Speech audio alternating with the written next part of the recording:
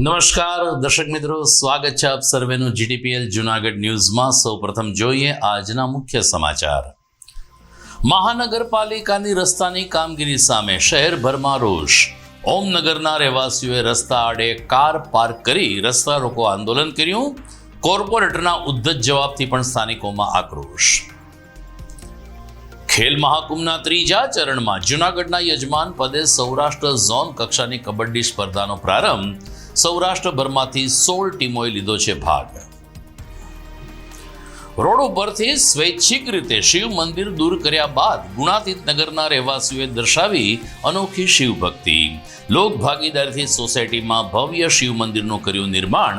આજથી પ્રાણ પ્રતિષ્ઠા મહોત્સવ શરૂ। અને આજે દિવ્યાંગ દિવસ નિમિત્તે દિવ્યાંગ બાળકોએ વ્હીલચેર ઉપર રેલી કાઢી સમાજને આપ્યો સમરસતાનો સંદેશ। દિવ્યાંગો પ્રત્યે સહાનુભૂતિ રાખવા અંધજન મંડળની પણ અપીલ। આ તમામ સમાચાર આપણે વિગતવાર જોઈએ તે પહેલા લઈએ એક બ્રેક।